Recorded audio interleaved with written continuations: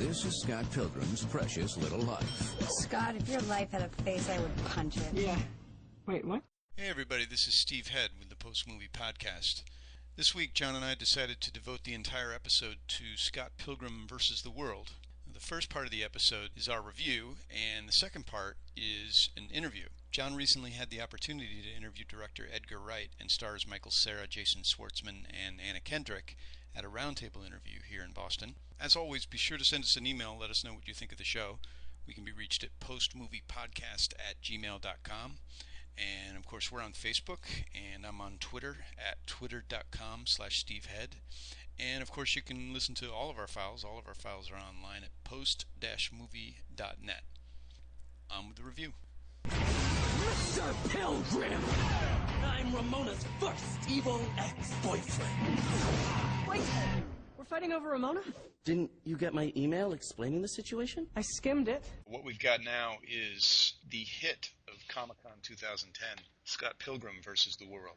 So I must say I enjoyed this movie. I just so dig Edgar Wright's stuff, and Scott Pilgrim has these over-the-top, this when you make a movie and you can manipulate time and sound and image the way a film can allow you to, and it's very pleasing to watch. And there's so much style that went into Scott Pilgrim that you could see it as a very shallow film, but it's a tremendous. I think it's a work of art. Well, that's what I was going to say. I've never. It's been a long time since I've seen so much energy and inventiveness. Very high energy.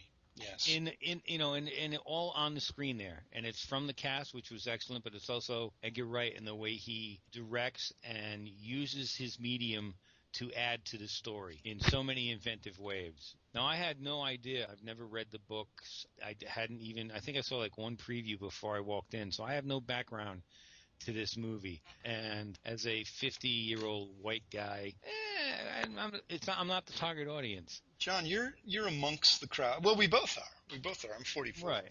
I had heard today on another podcast that it's the 40 and above crowd that they say that is not going to get this, which is so frigging wrong. Right. Because it's like saying Simon Pegg and Nick Frost aren't going to get it when those guys are about 40. Or Kevin Smith and those guys. I mean, maybe we're part of the small percentage, but I'm a big fan of it. It's not this huge, incredibly awesome thing. I mean, it's not. And I wouldn't even say it's groundbreaking. It's just exceptionally high entertaining. And it doesn't let up in the sense that there really isn't a lull. It's just fascinating to watch. But there's never a lull, but I never thought at any time that I was like being beat over the head or... Well, you're being beat over the head with witticisms. Well, yeah, but that's fine. Every time I thought something was, there was no energy drag, but it was never like, this has to end sooner. It was well-paced, great fight scenes. Yeah, terrific. It really brought the imagery out there. It was fantastic. I had no idea there was this much action in this movie.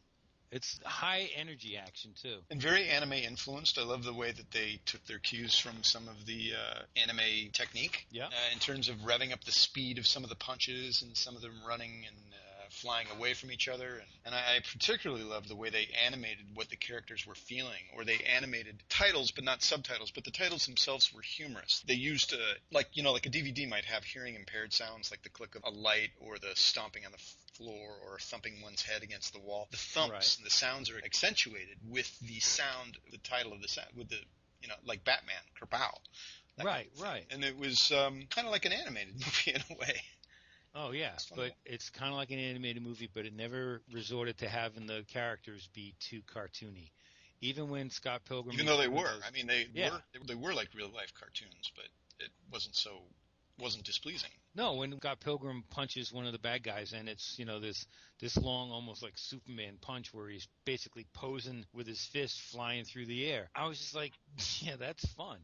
I never thought beyond the fact that that's fun to watch. And it's interesting that their characters are all of sort of streamlined, singular intent. They may be, I want to say shallow again, but they don't come off that way. These are characters that they're motivated by singular deep feelings, love, acceptance, understanding, wanting something nice, and they're very driven by it. So Michael Cera's character is so enticed by Ramona, played by Mary Elizabeth Winstead, who's just drop-dead gorgeous in this movie. And she, steals his heart. So he's following his heart in the Hollywood sense, that love at first sight, that kind of thing. Right. So Scott is sort of in this position where he has to drop this girl who's 17 years old that his roommate and his friends have been teasing him about dating. Her name is Knives. So, you're always thinking that at some point those knives are going to come out, and she does get jilted, being dropped for Ramona. And then Scott soon discovers that in this strange universe, she has 7 exes. And I forget what they call it, the League of... the League of the Deadly Seven X's or some. I should know this. But so he has to defeat the League of X's, and one by one they make their appearances. League of 7 Evil X's, and one by one each of these over-the-top characters make their appearances, and each of these characters is just so entertaining, and particularly Jason Schwartzman and Brandon Routh and the guy who's going to play Captain Chris Evans. They're just over the top. Yeah. The Chris Evans skateboard guy with a super dude voice, super deep voice, and he's like the dude who's the movie star. And then Brandon Routh is the bass player in Michael Cera's ex-girlfriend's band. And, right. He's like super evil. And then Jason Schwartzman is just over the top. They're all really good. You know who was a big surprise to me too was Kieran Culkin. Oh, right, as Scott's gay roommate. Just again, it walked that fine line from being too much. But I just got a kick out of him. He always seemed to be smiling and winking at us like, we get the joke too. This is all about the supporting performances. Mae Whitman as Roxy Richter was terrific in her couple of appearances where she did battle with Scott. And I love the fight sequence because he refuses to hit a girl. So Ramona basically fights with Scott's hands as they're doing this battle scene. And it's pretty good. And their band, I forget what their name is. Oh, Sex Bob-Omb. Yeah, they have a really they're like a cutesy alternative band, with a lot of energy, a lot of hype, a lot of power. And Scott used to be apparently dated the drummer, so she still has a thing for him. And there's some angst there that comes out in a very funny way in the movie. Well, it's interesting because I was talking. Like I said before, I had no knowledge of what this was all about, but I was talking to someone after the screening and who has kids who love the film. Love the books. And so he's read the books with his kids, and he was just like, they did a really good job of staying true to the books. And I wonder, that's interesting to me because a lot of times graphic novels or comics they don't stay close to them at all. The crowd, the preview audience was so appreciative of that. They were psycho. They so enjoyed it, and they applauded after every one of these evil X's went down, and then at the end of the movie, it was sort of like a video game setup, where he would go in on the evil X's, and after those sequences were over, everybody would applaud. It was kind of like the culmination of these performances that were just terrific. Yeah, I don't know if they were applauding because it was what they remembered from the book or who knows, but they definitely, the audience, they went nuts when the Universal logo came up and it was digitized. That's true. They were scared. And it was fun to see it with that audience, too. To have that much, there was just as much energy outside the theater. So that was good to experience, too. I checked out the books a little. I must say I found out about it much earlier. I did a phone interview with Edgar Wright a year and a half ago for Hot Fuzz. This was a phone interview for Script Magazine.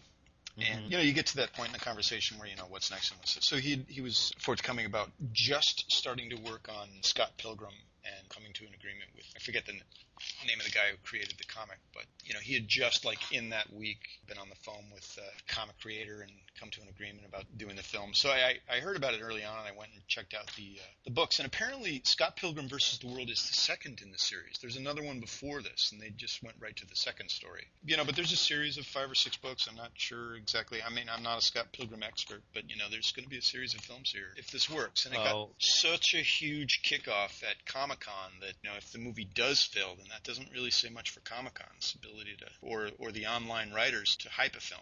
Wouldn't say much there, but we'll see what happens. No, again, big kick out of it. It's something I would see again. I hope it would work the second time. I hate to think it would fall apart because I knew what was coming. But John, Edgar Wright's movies are tight. Shaun of the Dead. Steve, stop squirming around in your chair. I'm sorry. I have a squeaky table here.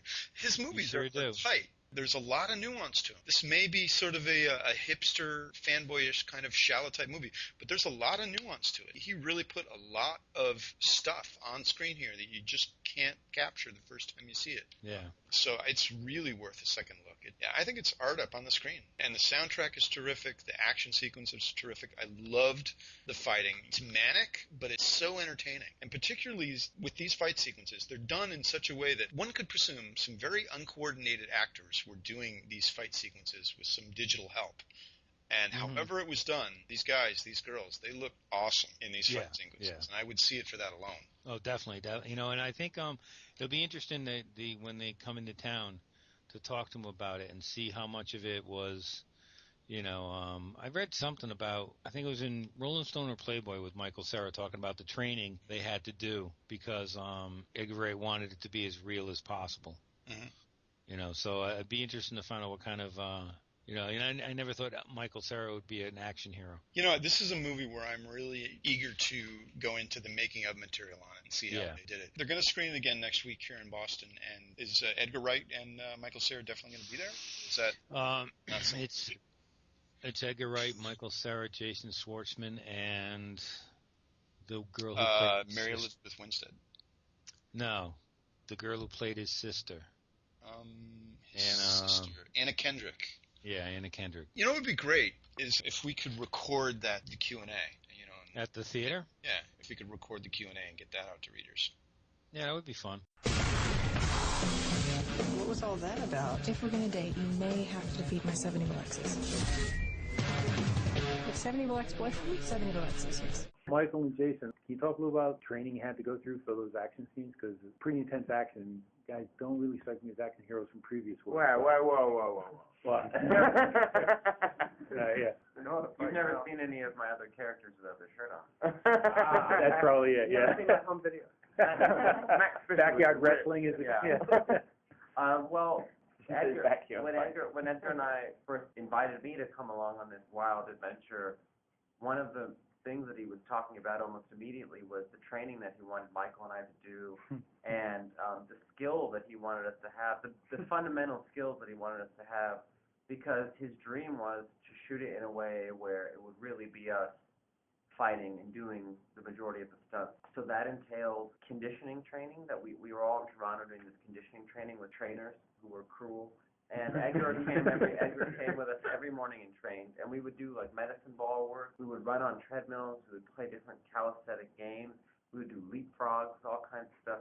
And then we'd have a lunch, and then each actor would kind of break off and learn their particular skill that they had to do. You know, like each fight is different. So Chris Evans goes off, and he's just working with skateboard pro, and I was working with a sword fighting person, and Mae Whitman was working with someone who was rhythmic gymnast. And she was in the Olympics, wasn't she? The woman who was training me. Yeah, she was Olympic level. So we each had our own teachers, and then we would, you know, I wouldn't say that at all. I'm a swordsman, but I'd say that we all got to a place where we were able to learn the choreography and feel like it's okay. But it was definitely hard because the team that was around us was Jackie Chan and Jet Li's team combined. So we had a lot of amazing, beautiful, incredible choreographers really being taskmasters on us. It was just incredible to fail for them. They're very hard on you, and wasn't it hard, but wonderful? Hard but wonderful, yeah. So much nicer to fail for them than for anyone else I've failed. Definitely. You're being a bit immodest because we would call you on the set Jason Schwartzman. Jason Schwartzman. Jason Schwartzman. Yeah. I know, I was being a bit modest. How about for you, Michael? What was it? Because you've had roles where you've kind of been somewhat the timid type, you know, the character. So this time you get to really kick some ass out there. What was that like, you know, training for you and going through that whole experience? I had to go a long way, you know, even like just facing a mirror in the very beginning when we were training in LA and like throwing punches towards the mirror. I just couldn't believe how bad it was, you know. So like, oh, God, that's what it looks like.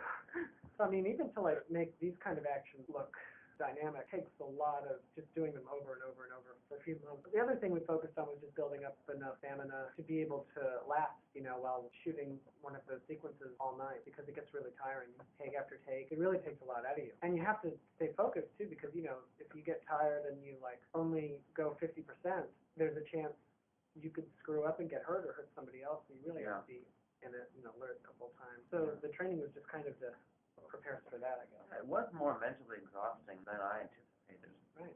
Because you have to learn the other person's choreography as well as your own. And the timing, and there's every take, Brad would come over and give you one more thing to keep in mind, like, if you do this, you make sure you're focusing on your right hand being down when you throw this punch, otherwise it looks weird, it's just floating there, little things like that you wouldn't think of, that you have to keep in mind, and you keep kind of piling them one on top of the other, and it gets to be a lot. Definitely have a new respect for men who have done this consistently throughout their career. Yeah. You know what I mean?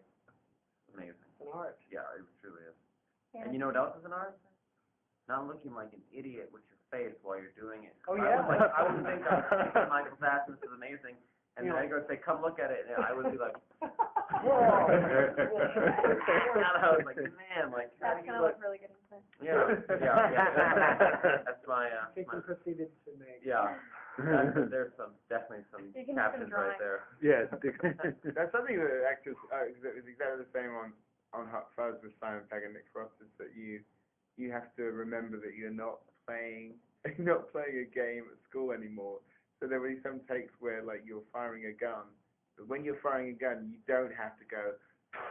You don't have to pull that face when you're making the noise anymore, because it's supposed to be real, so you don't have to make that noise anymore. I work for a video game blog, and I feel it's the only movie it's the only real video game movie I've ever seen. So, if you have any comment on why you think you are the first one to actually do it right. Well, I guess the thing with most of the video game adaptations is they're trying to make them, because they're making them like legitimate movies from games, and some of the games are based on movies themselves. Like Tomb Raider is a bit like Indiana Jones. Right. Resident Evil is based on the George Romero films, and so when they're making the movie, what happens with video game movies, like whether it's Prince of Persia or whatever, they jettison all of the video game aesthetic, because it's like, we're making a movie, this is a real bona fide movie.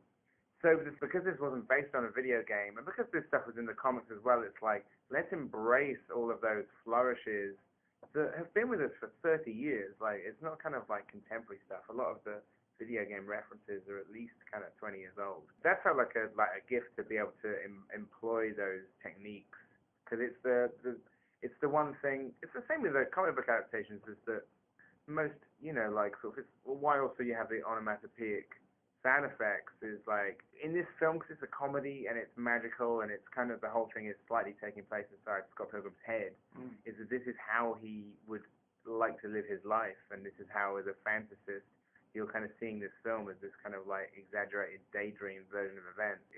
It felt right to bring in all the things from the comics and the video games that like most film adaptations jettison, because they're going for reality. Like Chris Nolan's like Dark Knight is not going to have kapow in it, right? Like, because it's like deadly serious, and we didn't have to be deadly serious. We could be a lot more fun. I'm so serious.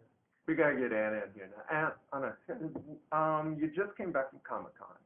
You've got the whole Twilight experience going with you. Well, how is Comic-Con different this time around, if at all, for this film?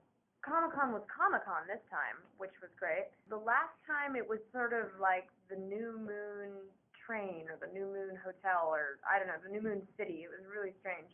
I felt like I didn't actually go to Comic-Con. I went to New Moon World, which happened to be in San Diego. And this time I actually got to meet fans of comics and go on the floor and stuff, which was great. And that was really why I was excited to go with New Moon, and I was sort of disappointed that I didn't get to experience Comic-Con while I was there for Twilight. So I was happy to have the actual full Comic-Con experience. What was it like meeting all those fans then, this time around? That was my favorite part of the weekend, actually. They kind of had us scheduled down to the minute, doing like photo shoots and various press things. And the last thing that I did was like an hour-long signing with fans, and it was like, why haven't I been doing this all weekend? This was amazing, because it was people who were genuinely interested in the film and your character, and they'd either seen it and were talking to you very specifically about it, or they hadn't seen it and they had very specific questions about it, instead of like a photographer who's like, well, we've got a rubber chicken in the corner, so you want to pick that up and play with it? Because they're just trying to get the shot for their magazine. So that was my favorite part by far. How did you check through the real elements into the film? It seemed like the real quality to the story. I think that mainly to have, because it's quite a fantastical film, like it was always to have some kind of foot on the ground, literally in some respects, like, because there've been other action films that, I think sometimes people assume that the film was going to be like a green screen film or something, and it was a very conscious decision really early on to kind of do, say, all of, real sets, real locations, and even though we kind of like art directed the hell out of Toronto, it's still like in real locations. And one of the great things that we had as a jumping off point is that a lot of the artwork from the books is based on photographic reference from real locations. And because the books were he started drawing them in 2003, he still had all of the photos. So we had these photos from 2003, and we could go around with a location manager and hold up this blurry kind of picture from 2003 saying, "Is that house?" And that was amazing. I think if we hadn't have had that, I think it would have made it so much harder for me, especially as a British filmmaker in another country. It's great to look at things with a foreigner's eye and to be in another country and photograph it as you experience it anew. But it was great having those references. And also, it was like reading the book and seeing a scene with Scott and Ramona in a park on their first date, going to Toronto, walking around that park with the author, and then like 2 years later shooting the scene with Michael and Mary. So that was amazing, Now, Jason and Michael, you guys have a musical background. What was it like at least having your bit of experience from your past as well as you being a drummer, having this musical theme in this film and, sort of connecting with it on that level? Amazing. I love all the music in the movie, which is so nice and, so rare for a movie to have, to kind of be presenting a world, like this Toronto music scene. And for it to not ring as totally false, I think is a real achievement. That was exciting, working on this movie and really loving these songs and finding them catchy and like singing them, finding myself humming the tune. That was really nice. It was nice to get to learn these songs with Mark and Allison and get to play them and kind of make, feel like they were our own. Yeah, I think all that stuff turned out really nicely. You got a chance to sort of tap into that past experience? Because I read that the band that you were with before was just, sort of a garage band you really didn't get out I on. was 13, yeah, I played in a band for a week, and I quit because this guy, it was like one of those bands where the lead singer was just screaming, the lead screamer, and he was also just a really kind of an asshole. Yeah. Like he would go off in the corner and be writing lyrics and yell at us because we were playing music, and he'd yell at us because we were distracting him, and then he'd be like, "All right, I'm ready," and come back over, and we'd be playing, and we couldn't even hear what he was saying. He was like, treating the writing of it so precious. What was the name of the band? Since '88. Was that? All born? Yeah, it's when we were all born. Yeah. Lasted a week. Do you ever think you'd go back to playing music at all? Like give it another shot, or The Since '88 reunion tour? No, solely with that band. But would you consider playing music more frequently, or is it really? I play music as a hobby, and I hope to always do that. It's really a nice thing to have in your life. And you chose some local bands in Toronto to play, is that right? Some of them, yeah. Beck did the songs from Sex for Bomb, but then Broken Social Scene and Metric, who are like sort of Canadian royalty in the music scene, sort of did some of the music. And in fact, Kevin Drew and Brendan Canning from Broken Social Scene came over to London when we were editing and worked on the score with Nigel Godrich. So, and we actually got them in specifically for like sort of Toronto vibes, because we were using some of their music as temp music, and it's Nigel was using to say, well, let's just get Kevin and Brendan over and let's get them to only they can play like sort of the Canadian music. So it was kind of important to us to have that kind of feel to it, really. And weirdly, like a band like Broken Social Scene, when I listen to it now, I don't know what it is about the chord structure that just reminds me of Canada. I just think of it as being this is the sound of Canada. I don't know why. I noticed in your films you have what I like to call stream of consciousness editing, where there will be cuts that are almost like jump cuts to later points in time. I was wondering, is that something that's specific to you, or more just the people that you like to work with? As a young film fan, I would get a real kick out of films that had really interesting editing, be it like Taxi Driver or The Wild Bunch or Goodfellas or the Sam Raimi and Coen Brothers films. I think I used to kind of get just a rush watching kind of really interestingly edited scenes. I guess, but most comedies don't really have that. So it's kind of like most comedies sort of a more mellow pace. So it's something that I don't know. I mean, maybe like I drink too much coffee. I don't know. Michael, knowing this comic has such a huge fan base, and you've all got a chance to see how rabid comic book fans can be. Were you a little intimidated to take on a character like this that people are so familiar with in advance? Yeah, a little bit, definitely, because before you even attempt it, there's expectations or opinions, and that's always hard to go up against. Once we got there and started rehearsing, and I started to get a feeling for what the movie was going to be and what I was going to be doing in it, I felt fine. Edgar was totally confident and knew what he was doing, knew what he was making, and I felt like he wouldn't have cast anyone in the movie that he didn't think was right for the way he saw it. I felt that was contagious, his confidence, and I loved the way it turned out. What was it like when you first saw the film, the finished product? How did you actually respond to it? It was amazing. Yeah, I described it. Have you guys ever been to those restaurants where where they have a picture menu, like a 1, 2, 3, 4, 5. Is there any other kind of menu? Yeah, there's the ones without any pictures. Right. You just read about the food. Many of those places. Oh yeah, more like a normal book. Like the graphic novel restaurant menu type thing, with the picture of some stir-fried vegetables and then the plate of pancakes, whatever. This was like when I had read the script, it was like a picture menu, and Edgar's describing it. You can see the whole movie. He really is so articulate as a filmmaker and giving us so much reference, not only the comics, but he would before Michael and I did our fight scene, it had already been shot on a DV camera, just very crudely, and edited together very crudely with sound effects and stuff of two men dressed like Michael and I doing our fight scene. So we really had a total guide as to what we needed and what we were essentially going to be plugging ourselves into that and just do that. And so we had all of this reference. Now, no matter what the picture on the menu looks like, when it comes to your table, it's so hot and steaming and amazing. And that's really what it was like seeing the movie. It was like, there was no surprise. It was just all there, and it was better than you could ever imagine. Now I'm going to totally contradict myself, I just realized. The other fun thing about it was I had no idea what I was going to see in a lot of ways, because I'm only the seventh boyfriend. First one, I'm the seventh boyfriend, and everyone else shot separately. So I didn't see any of the other, I've seen little things, but to see what everyone had done, to see everyone's performance, it was so great. So it was I knew what was going to be on the plate, but I couldn't see totally everything on the plate. You should put hot, steamy, and amazing on the poster. Oh,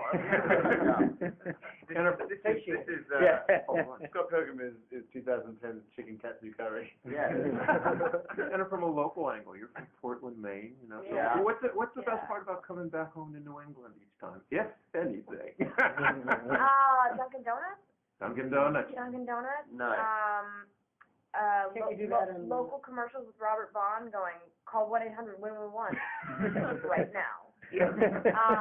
Love that. Love him. Of course, even in Boston, it's different. In Maine, it's Joe Bornstein, but here it's somebody else. Mm-hmm. Oh man, those are amazing. I don't know. Honestly, it sounds so silly, but I got off the plane last night, and I think you guys think I'm crazy, because every time we get off the plane on the East Coast, I freak out. I'm like, can you feel it? Can you feel the air? Can you feel how amazing it is? How different it is here? And they're like, yeah, we can. Edgar, what was it about this film that appealed to you in terms of, when you got it and saw it first in the comic book form? Because translating that might have been a little difficult for most writers.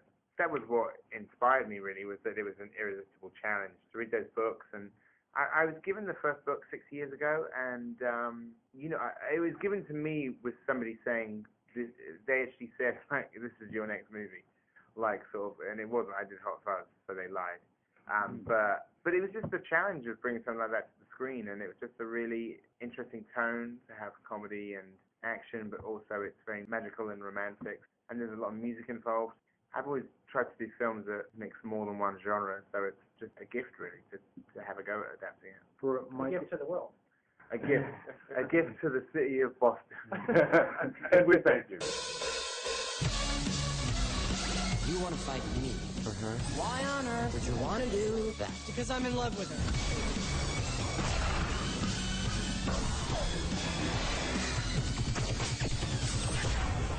That was epic.